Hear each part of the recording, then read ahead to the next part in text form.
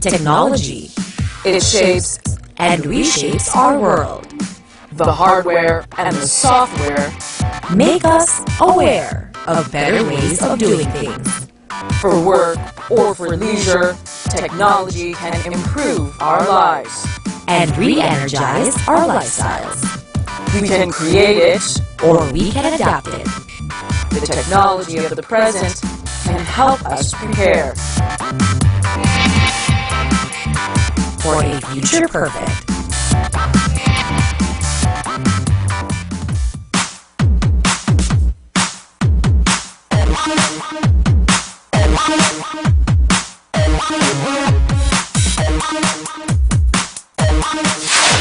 Hi, I'm Tony Velasquez. Coal and oil are considered to be dirty and way old-fashioned. Energy experts say their prices are also going nowhere but up in the years to come. While nuclear energy, meanwhile, is not about to get new fans following the Fukushima meltdown in Japan. Now, after years of being dismissed as a fringe pipe dream from tree huggers, the concept of clean, renewable energy is finally being embraced by policymakers.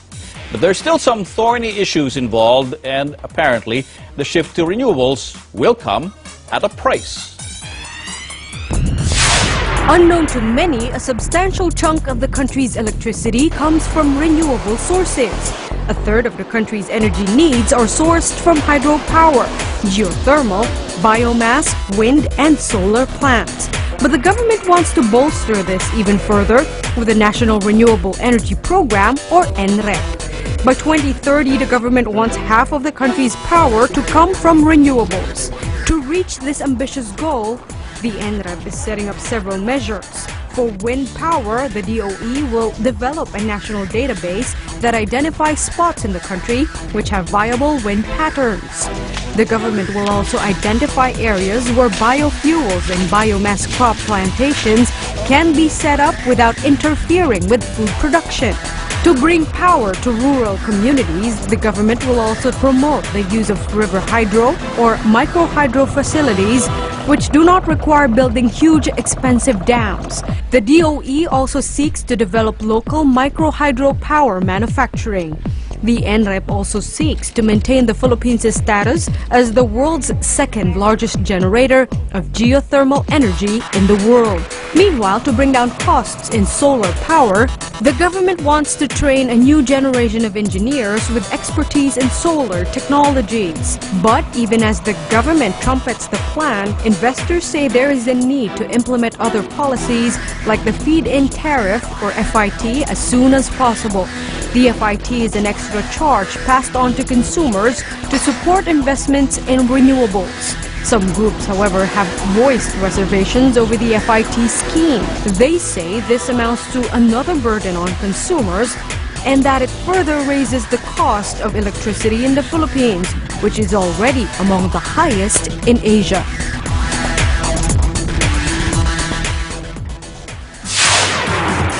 And here to tell us more about the National Renewable Energy Plan, our Energy Undersecretary Jay Layog and Engineer Pete Maniego. He's the chair of the National Renewable Energy Board. Gentlemen, thank you for coming to the show. Thank you for inviting us. Good evening, Tony. National Renewable Energy. Well, the law was passed, what was that, about 2008. 3 years ago. Yes. And the search for renewable energy sources has concentrated on wind, solar, hydro, and geothermal. Biomass. And biomass as well. And we have ocean, experimental. Ocean.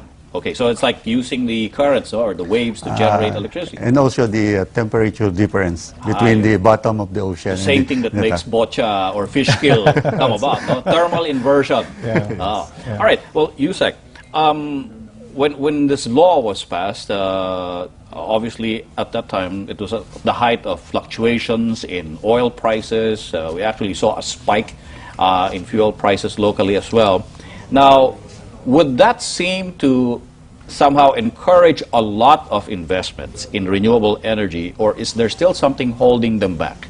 Actually, Tony, it's not just in 2008 that you saw the spike in oil prices. In fact, starting 2011, it's been going up. So, the reason why we launched now this National Renewable Energy Program, again, is to entice and further develop our renewable energy resources. We all know that oil and gas are finite resources. So we want to be able to enhance our very own, no? Which are renewable in the first place. And looking at what we have as a country, what in particular are we focusing efforts on in putting into the renewable energy grid? Well, so far, based on our studies, no, and based on studies conducted even by the U.S. Department of Energy, we're trying to put premium on the cheaper technologies like biomass and hydro. Okay. No, but at the same time, the law provides for all other renewable energy resources to be developed. So we're talking about ocean, wind, solar. No? So, but we are putting premium on the cheaper technologies just to make sure that our consumers are able to balance the need to pay for their electricity and at the same time the need to protect our environment. All right, and let me ask Pete, because when you say cheaper renewable forms of energy, you're saying that it actually costs cheaper to produce or cheaper to distribute? What I think Yusek J was saying is that right now we gave more priority to the lower cost technologies like hydro and biomass. Lower in terms of investment, initial investment. So their production and generation costs will of course be lower. Okay. But as to this distribution and transmission, I think it's almost the same. It will depend on where they are located.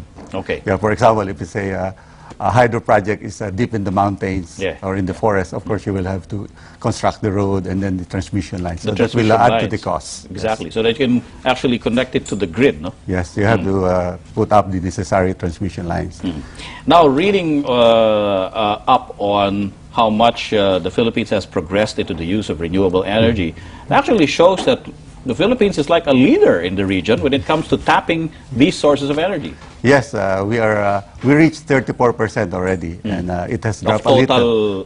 Total supply of renewable energy to the electricity market. Okay. But it will, of course, it fluctuates from year to year, depending. For example, we depend on hydro in Mindanao, so if there's El Nino, the production will drop.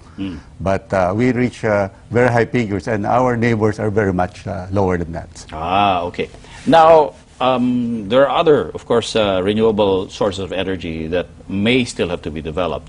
The last time we talked about it on the show, we were focusing on solar power, because they actually held a solar power summit here in the Philippines. But there have been some people who've been quick to point out that solar power is still a very immature technology. It's still very expensive, and therefore should not even be given that much of a priority in the renewable energy program. Well, if you see our initial installation targets, now we have limited the introduction of the more expensive technology, as we mentioned earlier. No? So solar and wind have less targets as far as the next 3 years is concerned. No? But if you ask RE developers, the projection for solar cost has started to come down. No? So initially we realized that yes, right now technology seems to be a little more expensive. But over the long term, we see that renewable energy would reach grid parity, especially given the oil prices going up and the coal prices. And the renewable energy program is supposed to run for a period of what, 20 years? 20 years, 20 yes. years. We have set aspirational targets, again, with the need to balance socioeconomic impact, and at the same time the infrastructure requirements, particularly the transmission lines. I guess the technology for some of these other renewable energy sources has already been tested and have somehow achieved some economies of scale. Yes. But say, for example, solar, and let's go back to that particular example. A lot of other countries, maybe in Europe, have taken the lead in putting up solar power plants. But then again, they're highly or heavily subsidized. Is that right? Yeah, Germany was the pioneer in the feed-in tariff system, and because of that, they are also the leaders in solar technology, and their industry grew by leaps and bounds because of that, and they have gigawatts of installation in solar already, and that's the case also in Europe and like Spain and Italy and all other countries in Europe. So solar is already a mature technology for them. Well, yeah, because it's based on semiconductor, practically the same technology, and Some of the solar panels have been there and still working for more than 25 years. So this is a proven technology. And I always say that cost is relative. Okay. Yeah, we give a feed-in tariff of $17.95 to solar. But during peak demand, where solar is most effective because it supplies power during the day and during noontime, for example, where we have a high demand for power.